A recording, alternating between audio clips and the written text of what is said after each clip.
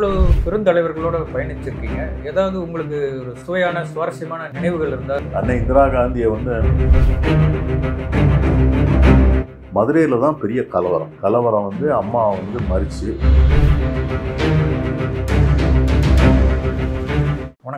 வணக்கம். இவ்வளவு பெருந்தலைவர்களோட பயணிச்சிருக்கீங்க. ஏதாவது உங்களுக்கு சுவையான சுவாரஸ்யமான நினைவுகள் இருந்தா, மூப்பனார் ஐயா பத்தியோ அன்னை இந்திரா பத்தியோ மொழிபெயர்த்திருக்கீங்க, குறிப்பிடத்தகுந்த ஏதாவது இருந்தா? அன்னை இந்திரா காந்தியை நான் 2 பீரியடாக பார்த்துருக்குறேன். 2 பீரியட்னா அவங்க பிரைம் மினிஸ்டராக வந்தாங்க. அப்போ தமிழ்நாட்டில் ஒரு பெரிய ஒரு வறட்சி, ஒரு பஞ்சம், அதை பார்வையிடுவதற்காக அவர்கள் பிரதமராக வந்தார்கள். எங்கள் ஊரில் பனைமரம் உங்களுக்கு கோடை தாங்கும்பாங்க. எவ்வளோ பெரிய சம்மராக இருந்தாலும் பனைமரம் பட்டு போகாது. ஆனால் அந்த ஆண்டு கோடையில் பனைமரமே பட்டு போச்சு. எந்த வருஷம் இது? there is in 84 வரைக்கும் அவங்க இருந்தாங்க. ஆமாம், 80 அந்த நான் இளைஞர் காங்கிரஸ் தலைவர் முடிஞ்ச பிறகு அவங்க 2வது வந்தாங்கல்ல, 80லைங்க. ஆமாம், அந்த காலகட்டத்தில் சரி, அவங்க பிரதமர். அப்போ 2வது பிரதமராக இருக்காங்க. அப்போ வந்தாங்க. அப்போ நான் அவங்களுக்கு இந்த பாளையங்கோட்டையில் சென்ட் ஜான்ஸ் காலேஜ்னு ஒரு பெரிய காலேஜ், அதனுடைய கிரவுண்டில் மீட்டிங். கண்ணுக்கு எட்டின வரைக்கும் ஜனங்கள். அம்மா அப்படி இறங்கி அவங்க ஒரு வெள்ளை சேரீ உடுத்தி அந்த வெயிலில் அவங்க கூலிங் கிளாஸ் போட்டு அவங்க அப்படியே ஒரு ஏஞ்சல் மாதிரி வந்தாங்க மேடைக்கு. அப்படியே துள்ளி வந்தாங்க. சளைப்பே கிடையாது அவங்க.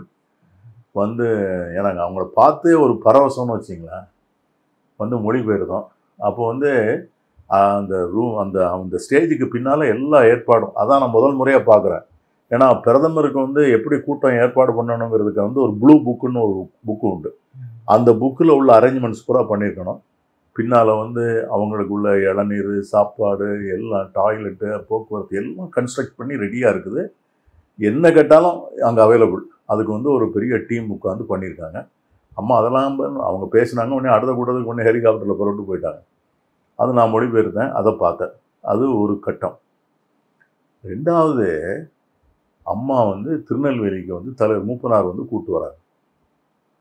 மதுரைக்கு மதுரையிலேருந்து போய் கார் வராங்க. மதுரையில் தான் பெரிய கலவரம் அம்மா மறித்து அடுத்து பெரிய தாக்கு நடத்தி பழநெடுமாறன், NSV சித்தன், சித்தையன்கோட்டை அப்துல் காதர் 3 பேருக்கும் பெரிய காயம். சித்தையன்கோட்டை அப்துல் காதர்னு என்னுடைய நாடாளுமன்றத்தில் மாநிலங்களவையில் என் கூட உறுப்பினராக இருந்தார். 8 மாதம்தான் இருந்தார். பாவம், அவருக்கு ஒரு கண்ணு போயிடுச்சு. அண்ணன் சித்தனுக்கு கண்ணு அவருக்கும் கண்ணில் அடி, 2 பேருக்கும். அதுக்கு பிறகு பழநெடுமாறன் கூப்பிட்டு தலைவர் மூப்பனார் எல்லாரும் தான் கூப்பிட்டு வந்தாங்க. அம்மாவை ஒரு தலையானை வச்சு எல்லாரும் சுற்றி பாதுகாத்து அப்படியே கூப்பிட்டு வந்தாங்க. நான் திருநெல்வேலியில் வாகையடி முக்குன்னு ஒரு இடம், அந்த இடத்துல கூட்டம். அது எப்படின்னு கேட்டிங்கன்னா 3 ரோடு. அந்த 3 ரோடு சந்திக்கிற இடத்துல ஸ்டேஜ். 3 பக்கமும் ஜனங்கள்னா அம்மாவை பார்க்குறதுக்கு அவ்வளோ பெரிய கூட்டம். நான் இந்த கூட்டத்தை ஏற்பாடு பண்ணவன், அம்மாவுக்கு குடிக்கிறது கூட நான் எதுவும் ஏற்பாடு பண்ணல. வந்த உடனே எனக்கு பாருங்கள், என்னுடைய டைமை பார்த்தீங்கன்னா, வந்த உடனே அந்த அம்மா மூப்பனார் கணக்கிட்டே கப் ஆஃப் காஃபிங்க.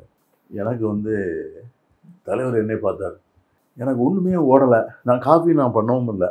என்ன பண்ணேன்னா, இறங்கி ஏதாவது பக்கத்தில் ஹோட்டல் இருக்குது பாருங்கள். இந்த கூட்டத்தில் எல்லா ஹோட்டலும் அடைச்சிட்டான்.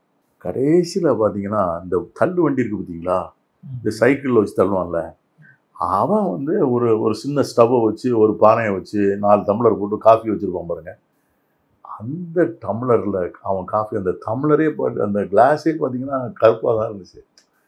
அதில் வாங்கி தான் கொண்டு போனேன் அம்மாவுக்கு. அந்த காஃபி குடிச்சேன். சரிங்களா? ஸோ அதெல்லாம் அந்த மாதிரிலாம் அவங்க இந்த கட்சிக்கு அந்த குடும்பம் அவ்வளவு தியாகம் பண்ணியிருக்காங்க. அது அன்னை அம்மாட்ட அதை மறக்கவே முடியாது. அது மாதிரி ராஜீவ் காந்தியோட 3 நாள் ட்ராவல் பண்ணேன். ராஜீவ் காந்தி திருநெல்வேலி மாவட்டம் முடிச்சுட்டு கன்னியாகுமரிக்கு போகிறார். நாங்கள் அந்த ஜீப்பு அவர் ஓட்டுவார். அது புல்லட் ப்ரூஃப் வண்டி. அப்போ அவர் பிரதமர் அவர் ஓட்டுறாரு. அம்மா சோனியா அம்மா பக்கத்தில் இருக்காங்க. பேக் சீட்டில் தலைவர் ராஜீவ் காந்திக்கு நேராக பின்னால் தலைவர் மூப்பனார், அம்மாவுக்கு நேராக பின்னால் நான் உட்காந்து வண்டி போயிட்டு இருக்கு. வழி நடுக்க கூட்டம். அப்போது திடீர்னு வந்து கேட்டார், கன்னியாகுமரி வந்து அவருடைய இட்டனரியில் இல்லை, யாருடைய இட்டனரியில் இல்லை, ராஜீவ் காந்திகிட்ட இல்லை, ப்ரோக்ராமில் சேர்க்கலை. திடீர்னு கேட்டார், Moopanar Kanyakumari how far Kanyakumari is from ஹியர்னு கேட்டார். இவர் தலைவர் சொன்னார், சார் 50 கிலோமீட்டர்ஸ்னார். ஐ வாண்ட் டு கோ தர்னார். அவ்வளோதான். நான் we are not informed, tell the police no they will do அப்படின்ட்டார். உடனே தலைவர் ஃபோனில் டிஜிபி எல்லாரையும் கூப்பிட்ட உடனே அவங்க கன்னியாகுமரி அலர்ட் பண்ணி எல்லாம் பண்ணிட்டாங்க. நாங்கள் வந்து ரூட்டை டைவர்ட் பண்ணி கன்னியாகுமரியில் போய் அந்த 3 கடலும் சந்திக்கிற இடத்துல காரை கொண்டு அவர் நிப்பாட்டி இறங்குறார்.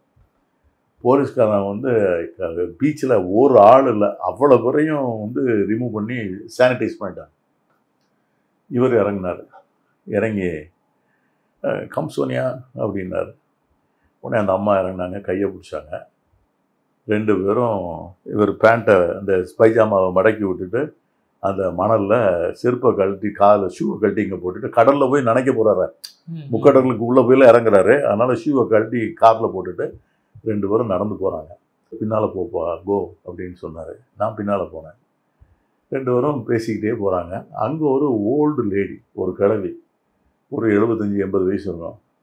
அவள் வந்து கையில் ஒரு கூடையை வச்சுக்கிட்டு இருக்கா. இவரை பார்த்துட்டா. யாரோ ராஜீவ் காந்தி. ராஜீவ் காந்தி பார்த்த உடனே தலைவர் ராஜீவ் காந்தி வான்னு கூப்பிட்டார்.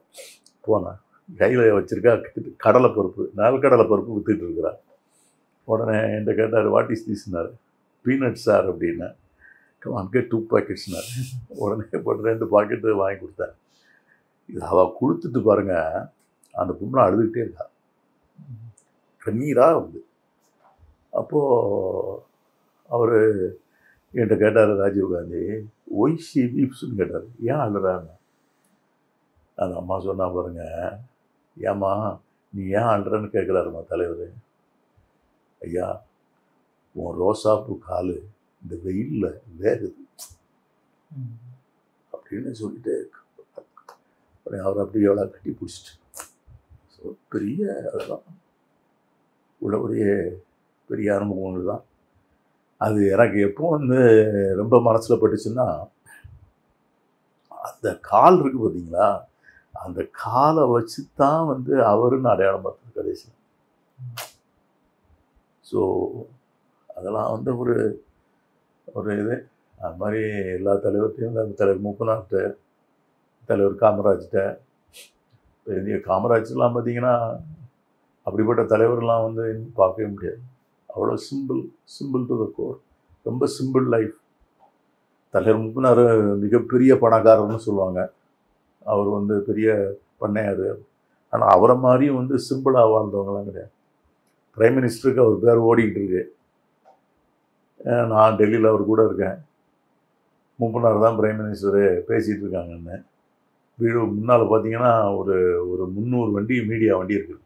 எல்லோரும் பெருசாக ஆண்டனையை மாட்டி அங்கே மாட்டிட்டு இவன் காணோம். தலைவர் உள்ளே எங்கேயும் இருக்காது. உடனே ஒரு வந்து சொன்னாங்க, எப்பா தலைவர் என்ன செய்கிறார், என்னப்பா ஆளே வரமாட்டேங்கார வெளியே. அங்கே உள்ளே போய் பார்த்தா அவர் ஒரு சின்ன டிவி தான் வச்சுருப்பார். இவ்வளோ பெரிய டிவி தான் இருக்கும். அதில் வந்து திருவிளையாடல் போட்டு பார்த்துட்டு இருக்கார். அந்த மாதிரி அவர் எதை பற்றியுமே கவலைப்பட மாட்டார். சிவாஜி ரசிகர், அவர் பெரிய சிவாஜி ரசிகர். அதிமுக, பாஜக, பாமக கூட்டணி அமைகிற மாதிரி